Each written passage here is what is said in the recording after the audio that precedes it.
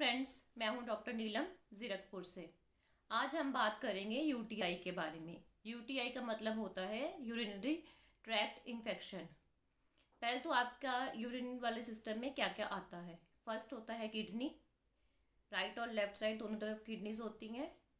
Kidneys जो आपका urine filter करती हैं, मतलब वेस्ट प्रोडक्ट जो इकट्ठा होता है लिक्विड यूरिन, वो आपका किडनी के रास्ते से यूरेटर पेशाब की नली के थ्रू होकर नीचे ब्लैडर में इकट्ठा होता है, यूरिनरी ब्लैडर में मतलब।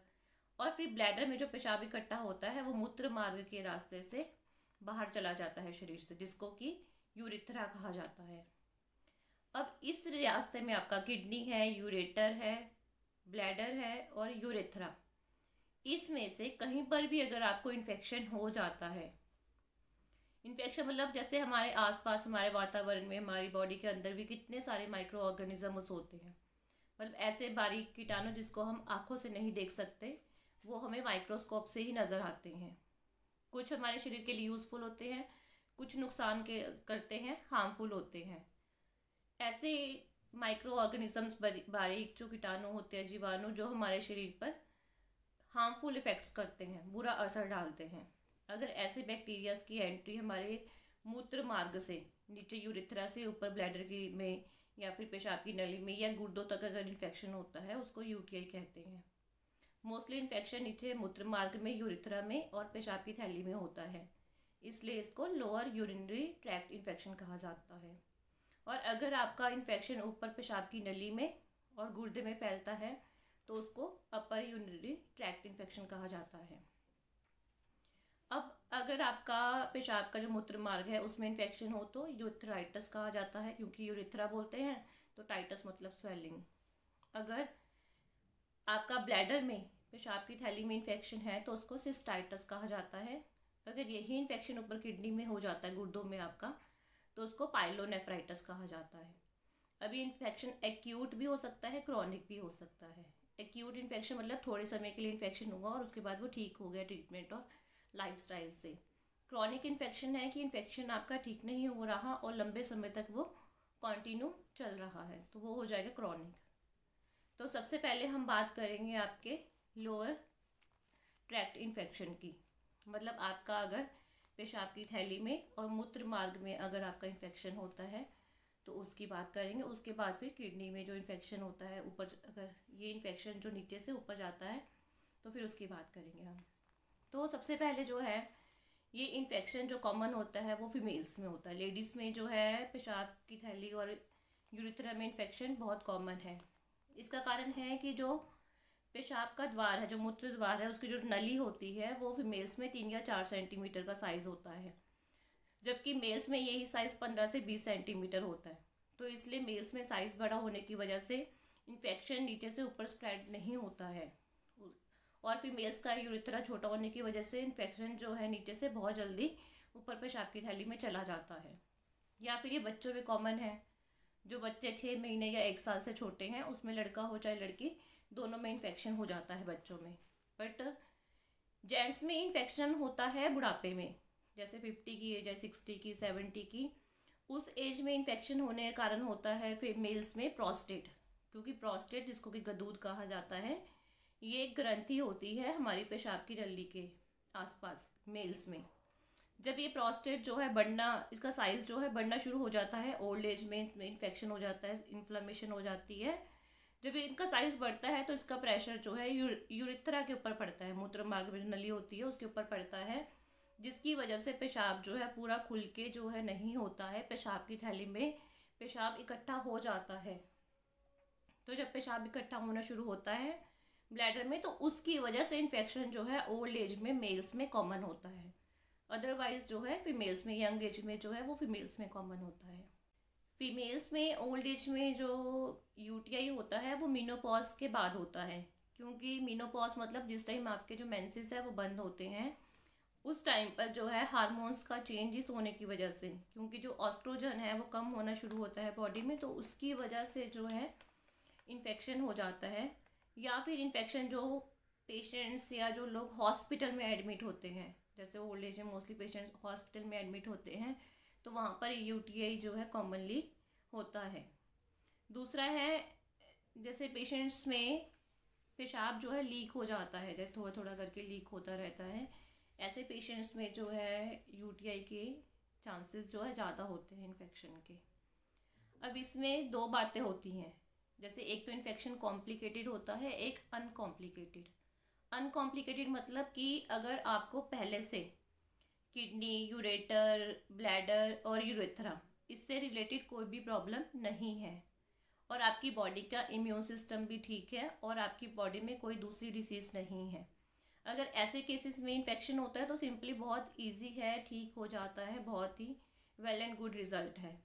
लेकिन कुछ पेशेंट्स में जो यूटीआई होता है बार बार, उसके कारण मतलब कि जैसे किडनी में, ब्लैडर में पहले से कोई प्रॉब्लम होती है, फिर यूटीआई हो तो उसको कॉम्प्लिकेटेड यूटीआई कहा जाता है। जैसे मैंने बताया किसी को पथरी हो या फिर हाइड्रोनेफ्रोसिस हो, गुर्दे में सूजन हो, या फिर जैसे किसी कारण से पेशाब जो है वापस ऊपर को जा रहा है, खुल के बाहर नहीं जा रहा, जैसे वेसिकोयूरेट्रिक रिफ्लक्स है, या किडनी की जो मसल्स हैं आपकी या फिर जो नर्व्स हैं वो कमज़ोर हैं, वो कमज़ोर होने की वजह से पेशाब की थैली जो है कॉन्ट्रैक्ट और रिलैक्स प्रॉपर से नहीं कर पाती है और ब्लैडर जो है पूरा खाली नहीं हो पाता है मसल्स और नर्व्स की वीकनेस की वजह से, या पेशाब की नली के ऊपर कोई गांठ बनी हो या उसके अंदर कोई गांठ हो, या फिर प्रोस्टेट, जैसे मैंने बताया बुढ़ापे में प्रोस्टेट जो है ओल्ड एज में बहुत कॉमन हो जाता है, प्रोस्टेट में सूजन हो, हाइपरट्रॉफी हो, या फिर किसी को पहले से कोई बचपन में जैसे मैंने बताया था कोई किडनी की प्रॉब्लम हो जिसकी वजह से निशान जो है और किडनी जो है वो वीक हो गई हो किसी कारण से, या फिर कोई मेडिसिन्स आप बहुत ज़्यादा स्ट्रॉन्ग खा रहे थे पहले जिसकी वजह से आपकी जो किडनी है वीक है, या कुछ गायनेकोलॉजिकल प्रॉब्लम्स होती है फीमेल्स में, गायनेकोलॉजिकल प्रॉब्लम्स की वजह से जो है यूटीआई बार बार हो जाता है, या फिर जेनेटिक कंडीशंस होती है, फैमिली हिस्ट्री होती है, या कुछ लोग जो उन्होंने कैथेटर यूज़ करते हैं, मतलब पेशाब जो है, पेशाब की जो पाइप आती है कैथेटर, उसको यूज़ करते हैं किसी प्रॉब्लम की वजह से, कोई ऑपरेशन करवाना हो, या कुछ पेशेंट्स ऐसे भी हैं जिनका नॉर्मल यूरिन पास नहीं होता, वो कैथेटर यूज़ करके ही जो है यूरिन पास करते हैं। तो ऐसे पेशेंट में रिकरेंट यूटीआई होता है, मतलब एक बार इन्फेक्शन हुआ फिर ठीक हो गया, फिर हो गया, फिर ठीक हो गया, तो ये जो है क्रॉनिक केस बन जाता है। और इस प्रॉब्लम्स में जो कॉम्प्लिकेटेड केसेस की वजह से जो यूटीआई होता है वो नॉर्मली जो है ऊपर स्प्रेड होता है, मतलब ये किडनी तक पहुंच जाता है और एक्यूट पाइलोनेफ्राइटिस या फिर क्रॉनिक पाइलोनेफ्राइटिस जो है वो डिवेलप हो जाता है, क्योंकि ये कॉम्प्लिकेशंस है जिसकी वजह से यूटीआई जो है उसका जो बेस है कि पेशाब आपका निकल नहीं रहा, गुर्दे में इकट्ठा है, पेशाब की नली में है, पेशाब की थैली में है, तो उसकी वजह से जो है यूटीआई जो है बार बार होगा और वो कॉम्प्लिकेशन और ज़्यादा क्रिएट करेगा। सबसे कॉमन जो बैक्टीरिया है जिसकी वजह से यूटीआई होता है वो होता है इकोलाई। इकोलाई इसलिए क्योंकि जो इकोलाई होता है नॉर्मली ये हमारे इंटेस्टाइन्स में होता है और मल द्वार से जो है एनल रीजन से जो है यूथरा में एंट्री हो जाती है इस बैक्टीरिया की। और ये जो इकोलाई है ये 80% पेशेंट्स में या 85% पेशेंट्स में अगर यूरिन कल्चर करवाते हैं तो इकोलाई पॉजिटिव आता है। इसका सबसे रीज़न बड़ा यही है कि ये जो है इंटेस्टाइन्स में होता है, तो एनल रीजन जो आपका मल द्वार है उससे वो बाय चांस जो है यूरिथ्रा में एंट्री कर जाता है, वहाँ जाके ये अपनी ग्रोथ करना शुरू कर देता है, जिसकी वजह से आपके पेशाब की नली में या पेशाब की थैली में सूजन होने लग जाती है और इन्फेक्शन की वजह स्वेलिंग होना शुरू हो जाती है और इन्फ्लेमेशन होना शुरू हो जाती है। इसके अलावा और बैक्टीरिया भी हैं जैसे स्टेफाइलोकोकस है, स्ट्रेप्टोकोकस है, और इसके अलावा जैसे वायरस है, साइटोमेगालो वायरस है, हर्पिस वायरस है। और फंगल इन्फेक्शन जो है वो कॉमनली तब होता है अगर आपकी बॉडी में इम्यूनिटी वीक हो, जैसे इम्यूनिटी जैसे कुछ प्रॉब्लम्स होते हैं, जैसे HIV है, उसमें बॉडी की इम्यूनिटी जो है वो बहुत ज़्यादा वीक हो जाती है, तो जो फंगल इन्फेक्शन है वो ऐसे पेशेंट्स में कॉमनली पाया जाता है।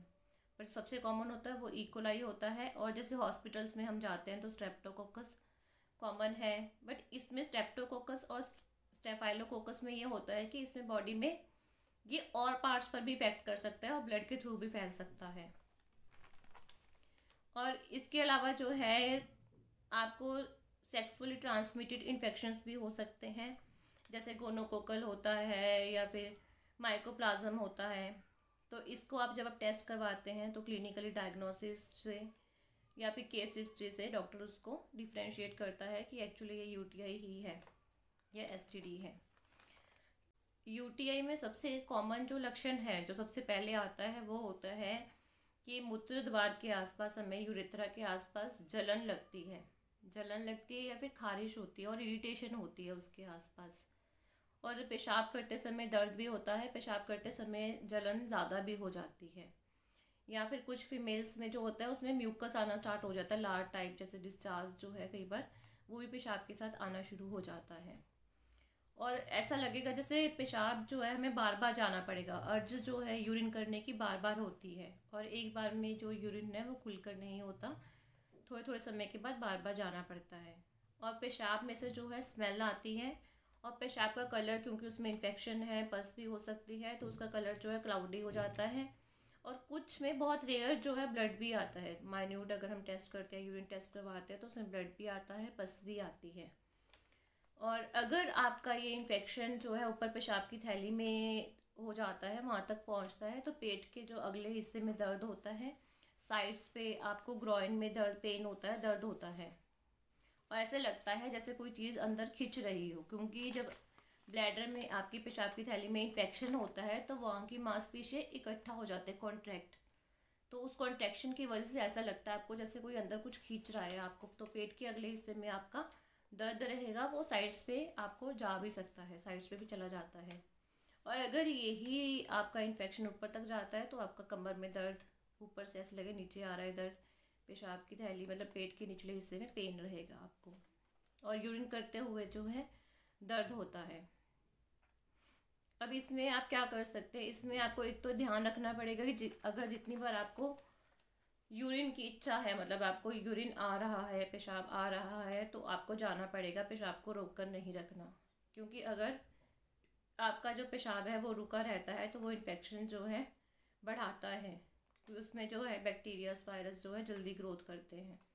और दूसरी ओर अगर आप पेशाब करते हैं तो आपको बैठ कर थोड़ा वेट करके करना है, ताकि आपका ब्लैडर जो है वो अच्छे से खाली हो जाए, एक ड्रॉप यूरिन भी उसमें ना रहे। और फिर यूरिन के बाद आपको, यूरिनेशन के बाद जो है सफाई का बहुत अच्छे से ध्यान रखना पड़ेगा, लूज क्लोथ्स यूज़ करने पड़ेंगे, क्लीन क्लोथ्स यूज़ करने पड़ेंगे। जैसे नायलॉन के कपड़े नहीं पहनने हैं या फिर टाइट जीन्स या टाइट कपड़े थोड़े दिन के लिए आपको अवॉइड करने पड़ेंगे। और जैसे कि कुछ टिश्यू पेपर्स जो यूज़ करते हैं वो उसको भी आपको अवॉइड करना पड़ेगा। या फिर पानी का इंटेक में ज़्यादा लेना पड़ेगा, या कोकोनट वाटर, नारियल पानी, जूसेस जो है, फ्रूट सैलड जो है रॉ, उसकी जो है क्वांटिटी आपको इंक्रीज़ करनी पड़ेगी। अनकॉम्प्लिकेटेड केसेस में 101% क्यूरेबल होता है, मतलब जिसमें आपको पहले से बॉडी में कोई प्रॉब्लम नहीं है, यूरिनरी ट्रैक्ट से रिलेटेड कोई प्रॉब्लम नहीं है। लेकिन अगर आपको कोई प्रॉब्लम है, जैसे शुगर है, या जैसे मैंने बताया कि किडनी में पहले से ही कोई प्रॉब्लम है ट्रैक्ट में, तो उसमें क्या है कि आपका रिकरेंट यूटीआई बार बार होता है और फिर ये आपका किडनी में चला जाता है, जिसको कि पाइलोनेफ्राइटिस कहा जाता है। एक्यूट पाइलोनेफ्राइटिस में जो इन्फेक्शन है किडनी में ऊपर पहुंच जाता है, तो आपकी किडनी में जो है छोटे छोटे एब्सेसिस बनना शुरू हो जाते हैं, मतलब पस वाली छोटी छोटी फुंसियाँ बनना शुरू हो जाती है। जैसे आपने देखा होगा स्किन पे भी होता है, तो ऐसे ही हमारा अंदर किडनी में भी होता है। ये जो पस जो बनने के छोटे छोटे अल्सर जो बन जाते हैं, छाले जो बन जाते हैं, इसका जो रीज़न होता है कि जब ये बाहर के बैक्टीरिया हमारी किडनी पर अटैक करते हैं, उसमें इन्फेक्शन करते हैं, तो हमारी बॉडी उसके अगेंस्ट लड़ने की कोशिश करती है। हमारे ब्लड में मौजूद वाइट ब्लड सेल जो होते हैं, WBC, वो उस बैक्टीरिया के खिलाफ लड़ते हैं और किडनी में इकट्ठा होना शुरू हो जाते हैं और उसको स्प्रेड होने से, फैलने से रोकते हैं। तो यही WBC सेल्स जो है छोटे छोटे पस जो है एब्सेसिस बना देते हैं।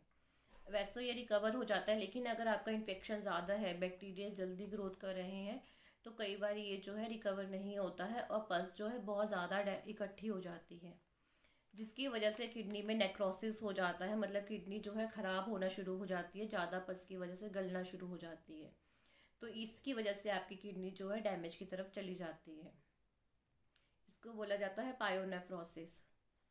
अब इसमें जैसे ही आपको किडनी में इन्फेक्शन होगा, ये आपको बहुत ज़्यादा पेन क्रिएट करता है। जिस किडनी में अगर एक तरफ है तो एक तरफ पेन होगा, अगर दोनों किडनीज में दोनों तरफ पेन होगा, और पेन ऊपर से कमर से आपको नीचे तक आएगा और आगे जो पेट का निचला हिस्सा जहाँ पेशाब की थैली है, पेट के आगे निचले हिस्से में भी दर्द होगा, ऊपर से नीचे तक आएगा और नीचे फिर आपका थाइस के बीच में ग्रॉइन एरिया में भी दर्द होगा। और इसकी वजह से क्योंकि इन्फेक्शन आपका किडनी में हो गया है, पस हो गई है, तो आपको फिर बुखार जो है, ठंड लगकर बुखार आएगा, राइगर्स फीवर जो है हो जाएगा। और इसकी वजह से क्या है कि पेशाब में बहुत ज़्यादा जलन होगी, पेशाब में पस आएगी आपको, और इवन हाथ तक लगाते हैं आप अगर यहाँ पे किडनी रीजन पे या इस पे, तो भी आपको जो है बहुत दर्द होगा। नौजिया या उल्टी आ सकती है, उल्टी आने का मन करता है। कई बार क्या होता है कि ये किडनी से जो है, क्योंकि इन्फेक्शन बहुत ज़्यादा होता है, ब्लड के थ्रू पूरी बॉडी में भी फैल सकता है, मतलब ये सेप्टिसीमिया कर सकता है आपको, सेप्सिस, क्योंकि ये इन्फेक्शन अगर ब्लड में चला, किडनी से ब्लड में चला गया, तो ये आपका पूरी बॉडी में स्प्रेड हो जाएगा, पूरी बॉडी में फैल जाएगा। फिर क्या होगा, फिर होगा कि आपका जो है बीपी जो है बहुत कम हो जाएगा, हाइपोटेंशन हो जाएगा, आपको बीपी बहुत कम होने की वजह से शॉक के चांसेस हो जाते हैं, और फिर एक्यूट रीनल फेलियर हो जाता है, मतलब क्रॉनिक लंबे समय तक आपकी किडनी डैमेज नहीं होगी, आपकी किडनी एकदम से डैमेज हो जाएगी।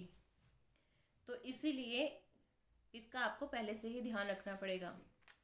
इसमें आप टेस्ट अपना यूरिन कल्चर, यूरिन टेस्ट होते हैं, बाकी आपकी जो केस हिस्ट्री है उसके हिसाब से डॉक्टर आपको बाकी टेस्ट गाइड करेगा, क्योंकि इसमें कॉम्प्लिकेटेड और अनकॉम्प्लिकेटेड दोनों तरह का यूटीआई होता है। कॉम्प्लिकेटेड में फिर अगर स्टोन है, हाइड्रोनेफ्रोसिस है, रिफ्लक्स नेफ्रोपैथी है, मसल्स कोई वीक है, तो उसके हिसाब से, केस हिस्ट्री के हिसाब से आपके जो है डॉक्टर सारे टेस्ट जो है उसके हिसाब से रिकमेंड करता है। अल्ट्रासाउंड, सीटी स्कैन, जैसे टीबी होता है, टीबी में जैसे मैं बताया कि बॉडी में होता है स्प्रेड, लेकिन वो किडनी में भी हो जाता है, तो उसकी वजह से भी जो है पस बन जाती है किडनी में। शुगर भी है ऐसे, और बहुत सारी प्रॉब्लम्स है जिसका इफेक्ट जो है किडनी पे आता है। अगर आपको सिस्टमिक डिसीज़ है, कोई बॉडी में कोई और प्रॉब्लम है जिसका असर जो है किडनी के ऊपर आया है, तो वो आपकी केस हिस्ट्री के अकॉर्डिंग ही आपको आपका डॉक्टर टेस्ट गाइड करेगा। तो ये था आज का मेरा टॉपिक यूटीआई के ऊपर। अगर आपको फिर भी कोई क्वेरी है, कोई क्वेश्चन है, कुछ पूछना हो, तो आप मुझे कॉल कर सकते हैं, व्हाट्सएप कर सकते हैं, मैसेज कर सकते हैं। तो आज के लिए इतना ही। अगर आपको मेरा वीडियो पसंद आए तो लाइक कीजिए, शेयर कीजिए, सब्सक्राइब कीजिए। धन्यवाद।